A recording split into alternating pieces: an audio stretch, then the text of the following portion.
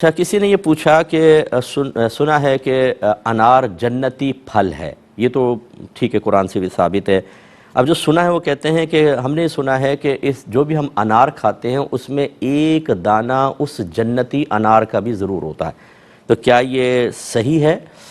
جی بالکل غلط ہے. ایسی کوئی حدیث وغیرہ نہیں ہے، ایسی کوئی بات بیان نہیں ہوئی، اور نہ ایسے غیبی امور کو بیان کرنا چاہیے. چاہے آپ یہ کہیں جی میں نے تو سنا ہے. کس سے سنا ہے؟ اوتھنٹک کسی مفتی صاحب نے بیان کیا ہو یا کہیں آپ نے سنا ہو، یہ آپ ایسی چیزیں بالکل نہ بیان کریں. جنتی اگر اس میں دانہ ہوتا تو یاد رکھیں وہ کبھی فنا نہ ہوتا. میرے آقا صلی اللہ علیہ وسلم نے ایک دفعہ سورج گرہن کی نماز پڑھائی. طویل حدیث ہے، مختصر کر رہا ہوں. نماز پڑھاتے پڑھاتے آپ نے ہاتھ اٹھایا، پھر نیچے کر لیا.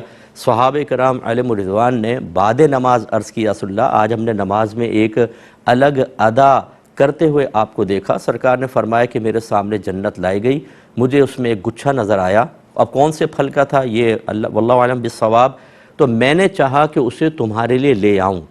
پھر میں اس خیال سے باز آ گیا کہ اگر میں لے آیا تو تم کھاتے رہو گے، وہ کبھی ختم نہیں ہوگا. یعنی اس میں فنا نہیں ہے، جنتی نعمتوں میں فنا نہیں ہے. تو اگر انار میں ایک دانہ ایسا ہوتا جو جنتی ہے، وہ دانہ کبھی فنا نہ ہو. آپ کھا لیتے پھر بن جاتا، کھا لیتے پھر بن جاتا. اور یقیناً ایسا نہیں ہے، آپ ہزارہ انار پیٹ میں اتار کے ہضم بھی کر چکے ہیں. تو اس لیے یہ تو پریکٹیکلی طور پہ، فزیکلی طور پر بھی غلط ثابت ہو گیا.